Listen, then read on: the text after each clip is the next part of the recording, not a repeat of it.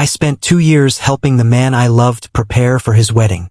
People always say that if you truly love someone, you'll want them to be happy. I used to believe that. Then I spent 2 years helping the man I loved marry somebody else. His name was Ryan Hayes. He was 32 years old, a travel photographer whose smile had a way of making strangers smile back. Every room he entered somehow became brighter, louder, warmer. He remembered birthdays, tipped waiters generously, and had a habit of buying flowers simply because they reminded him of someone. I met him 12 years earlier during our first semester of university. He was standing outside the architecture building with a broken camera strap and an expression that suggested the world had just ended. "You look like you're about to cry," I had told him. "I just dropped my favorite lens. It survived." "I know." "Then why are you crying?" He looked at me with complete seriousness. "Because replacement lenses are expensive." That was the first time I laughed because of Ryan. It wouldn't be the last. From that day on, we became inseparable. People assumed we were brothers. When they discovered we weren't related, they assumed we had grown up together. The truth was simpler. Some friendships happen so naturally that they feel older than they really are. Ryan became the person I called when life was good, and the person I called when life wasn't. He knew when I was lying about being fine. He knew I hated olives but secretly loved pineapple on pizza. He knew that I worked too much whenever I stopped answering messages. And I knew that he always carried spare camera batteries in his left jacket pocket. That he hummed softly whenever he edited photographs. That he couldn't sleep without rain sounds playing beside his bed. I knew everything about him, except the one thing I never had the courage to tell him. I loved him, not suddenly, not dramatically. It happened slowly, like sunrise. One ordinary day he was simply my best friend. Then somewhere between late-night phone calls, road trips, birthdays, hospital visits, and coffee after work, he became home. Unfortunately, home belonged to someone else. 3 years before this story begins, Ryan introduced me to Daniel. Daniel was kind, funny, successful, the kind of man anyone would approve of. I tried very hard to hate him. Instead, I liked him, which somehow made everything worse. When Ryan announced their engagement, everyone celebrated. His parents cried. Our friends organized a surprise dinner. I stood up and hugged him. Then I went home, locked my apartment door, and cried until sunrise. The next morning, I woke up, shaved, put on a smile, and helped him choose wedding venues. That's what best friends do, even when it destroys them. The wedding slowly became everyone's world. Ryan wanted every opinion. "Elias, which invitation looks better? Elias, should we have white roses or blue hydrangeas? Elias, do you think this suit makes me look too serious?" Sometimes I wondered if he realized I was helping him build the future I secretly wished were mine. If he did, he never said anything. One Saturday afternoon, we visited another venue outside the city. Daniel was delayed by work, so Ryan asked me to come instead. The estate overlooked a peaceful lake. Rows of white chairs faced a wooden arch covered in flowers. Ryan walked ahead, hands tucked into his coat pockets. "What do you think?" "It suits you." He smiled. "I think so too." Then he turned around suddenly. "If I get nervous." "You will." He laughed. "You always interrupt me. It's one of my better qualities." He rolled his eyes. "I was going to ask if you'd stand beside me." I frowned. "What do you mean?" "At the wedding." I stared. "As my best man." For a moment I forgot how to breathe. Out of every role in the world, he had chosen that one. The closest place to him, without actually being beside him. My chest tightened. "Only if you're sure." He looked offended. "Elias." "What?" "I've been sure for 12 years. I smiled. A real one. Because even if I couldn't be the man waiting for him at the altar, I could still be the one standing beside him. Sometimes love survives on very small mercies. A month before the wedding, Ryan convinced me to help him practice his first dance. "I need someone who's tall enough. I'm an architect. And I don't dance." "You do today." Before I could protest, he grabbed my hands. The touch caught me completely off guard. His right hand rested lightly in mine. His left settled on my shoulder. Instinctively, my hand found his waist. For one suspended heartbeat, neither of us moved. The room felt impossibly quiet. Ryan looked up at me. His eyes softened. So, his voice was almost a whisper. You do know how? I watched tutorials. When? Last night. He laughed so hard he nearly stepped on my foot. You're ridiculous. I've been told. Music played softly through a speaker. Ryan counted under his breath. 1, 2, 3. We moved awkwardly at first. Then more naturally. Neither of us noticed how close we'd become. Until Ryan stumbled slightly. He lost his balance. I caught him before he fell. His body pressed against mine. His face was only inches away. Neither of us spoke. The laughter disappeared. The air changed. Ryan blinked slowly. His gaze dropped briefly to my lips. Then, as though waking from a dream, he stepped back so quickly he almost tripped again. His cheeks flushed. Sorry. It's okay. No. He rubbed the back of his neck. Daniel wouldn't like that. The words weren't cruel. They weren't even directed at me.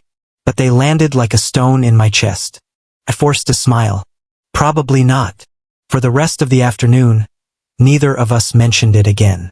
Yet somehow, the room never felt quite the same. A week later, everything changed. Ryan called me at 11:47 p.m. He never called that late. When I answered, I heard nothing. Just breathing. Uneven. Shaking. Ryan. Still silence. Then, Elias. His voice cracked. Can you come? I'll be there. I didn't ask questions. I grabbed my keys and left. When I reached his apartment, the front door was already open. Wedding invitations were scattered across the floor. An engagement photo frame lay shattered near the hallway. Ryan sat on the living room floor, still wearing the sweater he'd worn to dinner with Daniel. His eyes were swollen from crying. He didn't look up when I entered. I quietly sat beside him. For several minutes we said nothing. Finally he whispered, I wasn't supposed to find out.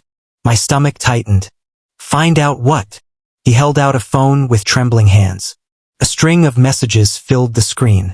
Messages between Daniel and another man. Not old messages. Not before the engagement. Recent ones. Promises. Plans. Lies. Ryan's voice was barely audible. He said he loved me. Another tear slipped down his face. He asked me to marry him. His shoulders shook. And the whole time, he couldn't finish the sentence. Without thinking, I reached for him. He leaned into me. Not romantically. Not consciously. Just like someone whose world had collapsed. I wrapped an arm around his shoulders while he cried into my chest. For the first time in 12 years, I hated the fact that comforting him felt so much like holding the life I'd never have. Then Ryan whispered something so quietly I almost missed it. What if nobody ever chooses me? My heart broke. Because he had no idea.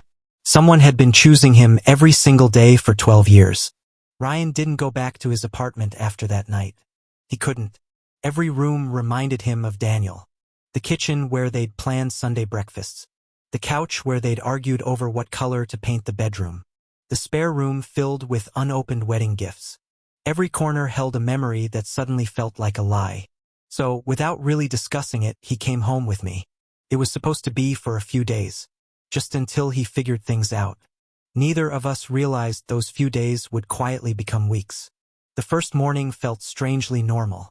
I woke before sunrise, as I always did, and found Ryan standing barefoot in my kitchen, staring at the coffee machine like it had personally offended him.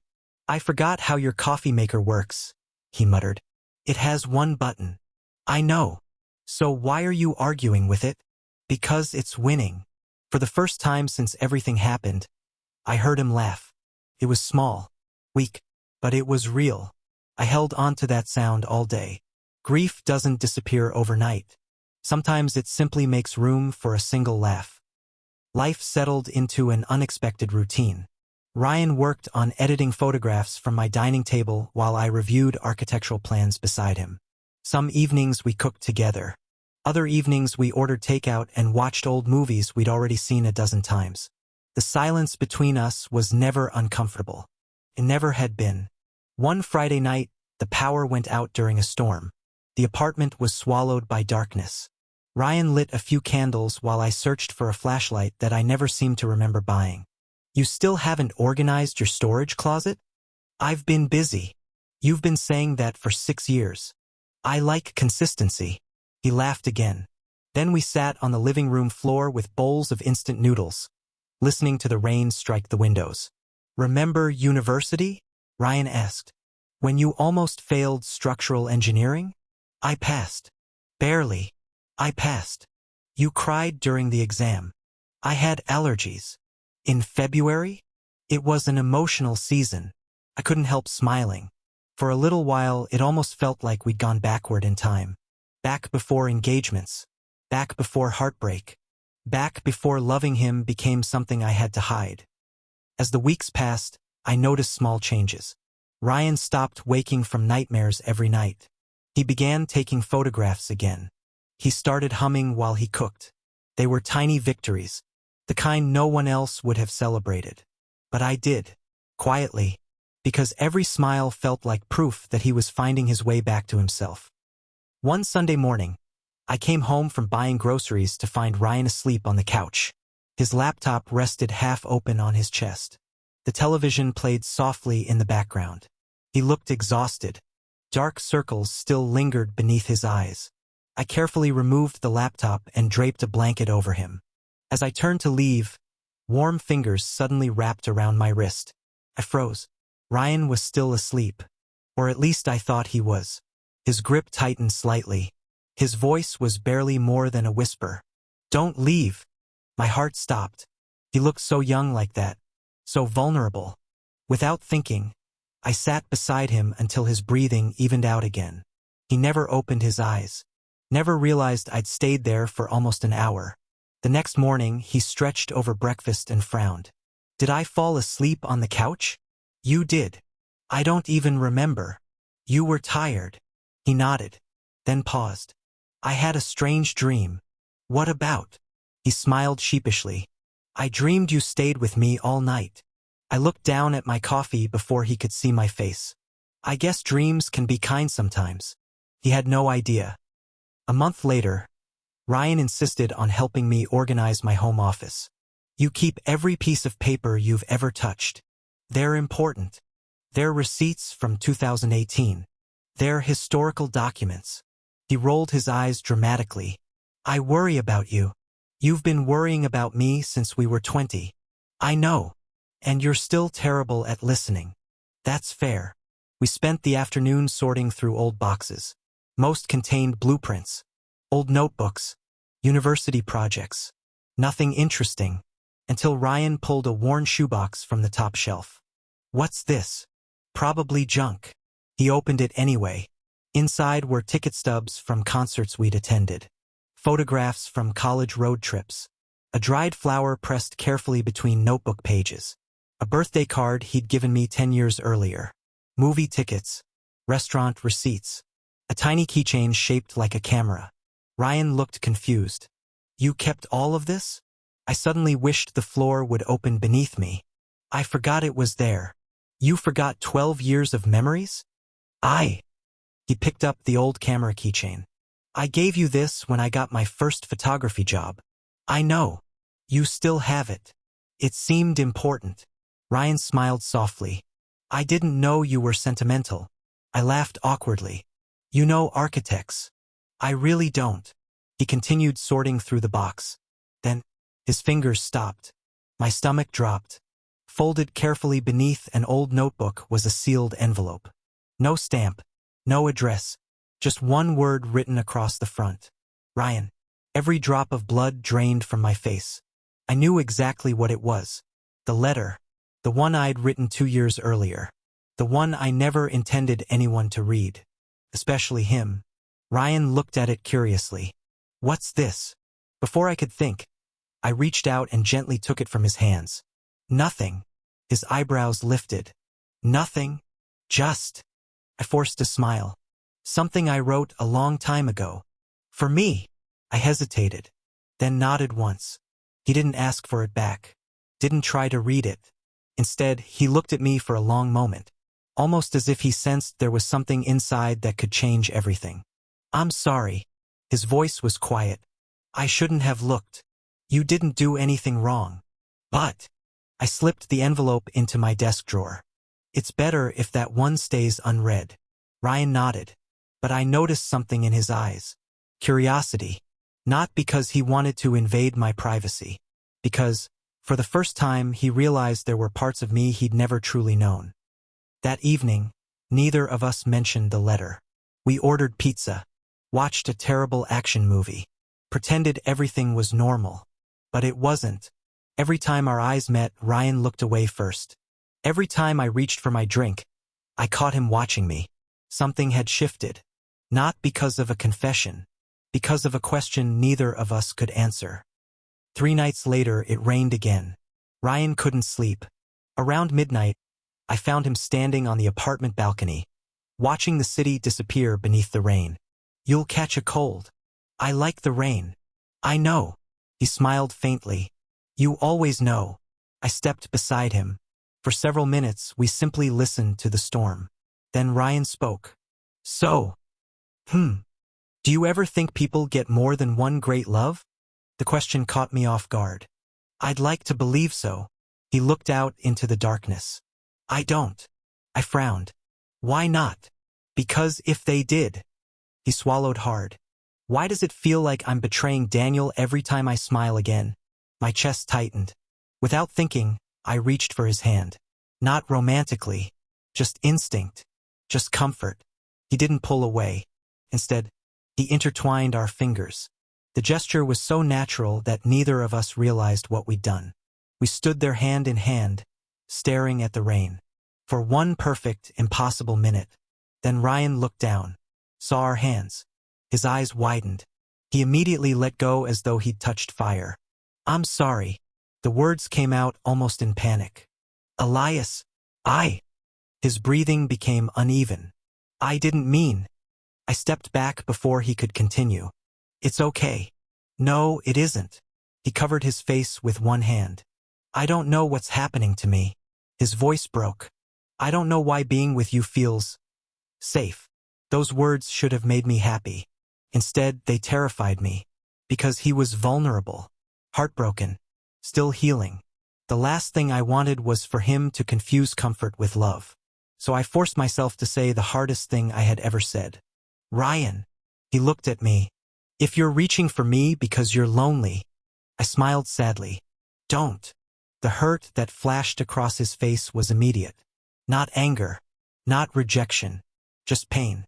As though I'd quietly closed a door he hadn't realized he was trying to open. He nodded once. "I understand." Then he walked inside, leaving me alone with the rain. The next morning, Ryan was gone before I woke. The apartment felt unbearably empty. On the kitchen counter sat a handwritten note. "I'm sorry about last night.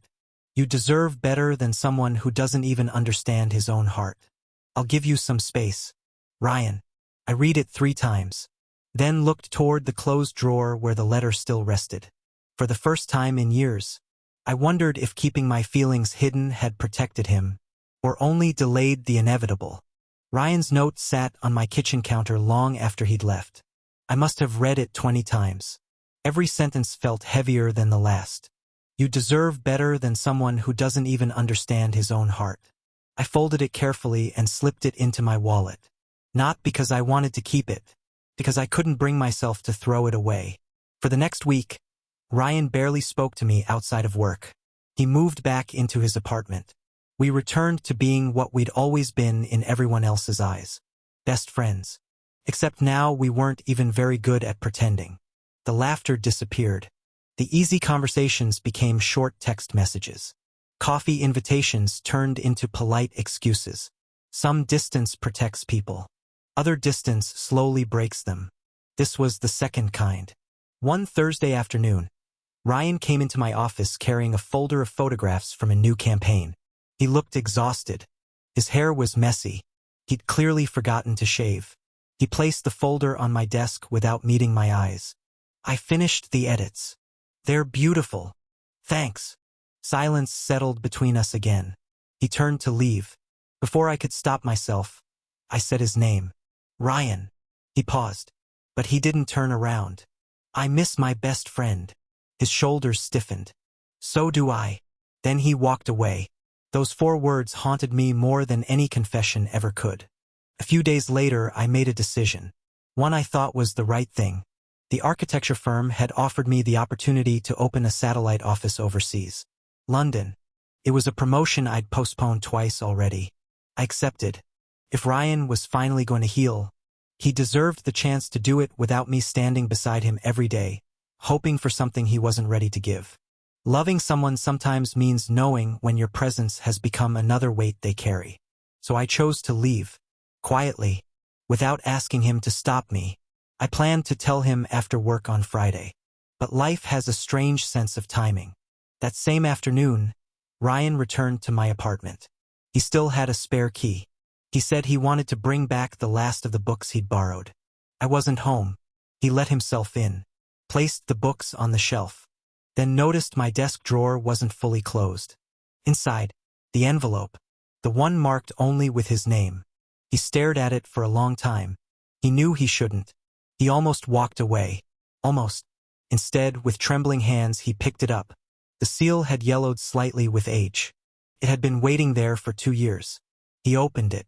Inside was a single sheet of paper. The handwriting was mine. Ryan, I'm writing this because some feelings are too heavy to carry forever. I hope you never read it. Not because I don't want you to know, but because if you're reading these words, it probably means I've already failed at pretending. I don't remember the exact day I fell in love with you. I remember moments. You buying soup when I was sick. Driving 6 hours because my father was in the hospital. Sitting beside me after my first building project collapsed and saying, "You'll build another one." You have spent 12 years teaching me what love looks like without ever realizing you were doing it. I don't want to change your life. I don't want you to choose me out of guilt. I don't want to become the consolation prize after someone else breaks your heart. If one day you love someone else, I hope they know how lucky they are. And if that day never comes, I'll still be grateful. Because loving you has been the greatest privilege of my life. Thank you for being my favorite person. Elias. By the time Ryan reached the final line, the paper was blurred with tears. He pressed the letter against his chest and slid to the floor. For the first time, he understood. Every cup of coffee, every late-night phone call, every birthday remembered, every silent sacrifice, every patient smile. None of it had been obligation. It had been love, the quietest kind, the kind that never asked for applause. That evening he came looking for me, but I'd already left. My assistant handed him an envelope. "He asked me to give you this." Ryan frowned. "What is it?" "His resignation as CEO." Ryan blinked. "What?" "He's relocating." The words didn't make sense. Relocating where? London. Ryan's heart dropped. When? Tomorrow morning. The world suddenly became very small, very quiet, very frightening. He looked at the clock. 7:10 p.m. My flight left at 10:30. Ryan ran. He didn't think. He didn't plan. He just ran. Out of the building. Through the evening traffic. Into the rain. He hailed a taxi with shaking hands. The driver asked where to. Ryan could barely breathe. The airport. Rain streaked across the windows as the city blurred past. Ryan clutched my letter so tightly that the edges bent in his hands. He kept rereading one sentence. "I don't want you to choose me out of guilt." "No," he whispered. "This isn't guilt." It wasn't. Somewhere between shared breakfasts, late-night movies, holding hands without realizing it, falling asleep on my couch, and discovering a letter never meant to be read. Ryan had fallen in love. Not all at once. The same way I had. I was already through security when I heard someone shouting my name. "Elias." At first I thought I'd imagined it. Then I turned. Ryan was running toward me, soaked from head to toe. His hair clung to his forehead. His breathing was ragged. Airport security looked ready to stop him. He didn't care. Neither did I. I crossed the distance between us. "Ryan." He couldn't speak. He simply held out the letter. "I read it." I closed my eyes for a moment. "I know. I'm sorry." You don't have to. I do. His voice cracked. I've spent weeks trying to understand what was happening to me. Tears filled his eyes. I thought I was betraying Daniel. He looked down, then back at me. But I finally realized something. I waited. I never stopped loving him. A quiet ache passed through me. Then Ryan smiled through tears. But loving him doesn't mean I have to stop living. He stepped closer. So I went home. I thanked him. And for the first time, his voice trembled. I wasn't saying goodbye to him. I was saying goodbye to the guilt. My chest tightened. I reached for his hand. Slowly, giving him every chance to pull away. He didn't. Instead, he held on. Firmly, like someone afraid I'd disappear. Elias! He laughed through his tears. I've been reading the wrong love story. I frowned. What do you mean? I thought the greatest love of my life was the one that ended. He shook his head. I was wrong. His eyes met mine. The greatest love of my life was standing beside me the whole time. For a second, the airport disappeared. There were no announcements, no travelers, no rushing footsteps, just two men who had spent years arriving at the same moment from different directions. I don't want you because I'm lonely, Ryan whispered. I don't want you because someone else hurt me. He smiled. I want you because when I picture home, his fingers intertwined with mine. I picture you. I had imagined this moment 1,000 different ways. In every version, I knew exactly what I would say. Instead, I cried, which made Ryan laugh. Then cry with me. He reached up, rested his forehead against mine. Can I kiss you? I smiled. I was beginning to think you'd never ask. The kiss was gentle, patient, unhurried. There was no desperate passion, no dramatic music, just relief. Years of friendship becoming something new without losing what had made it precious in the first place. When we finally pulled apart, Ryan whispered, I guess you're not moving to London. I laughed. My flight leaves in 20 minutes. He raised an eyebrow. So? He smiled. I've waited 12 years to kiss you. I think the flight can wait. I looked toward the departure gate, then back at him. For the first time in a very long time, the decision was easy. I took out my boarding pass, folded it once, then tore it in half. Ryan stared at me. You really did that? I did. What are you going to tell the board of directors? I slipped my arm around his shoulders as we began walking toward the exit. The truth. And what's that? I smiled. That I finally stopped building buildings and started building the life I actually wanted. Ryan leaned his head lightly against my shoulder. Outside, the rain had stopped. The clouds were beginning to part. Moonlight reflected across the wet pavement like the start of a new road. For 12 years, we'd been walking side by side without realizing we were heading to the same place. Sometimes love isn't the person who arrives with fireworks.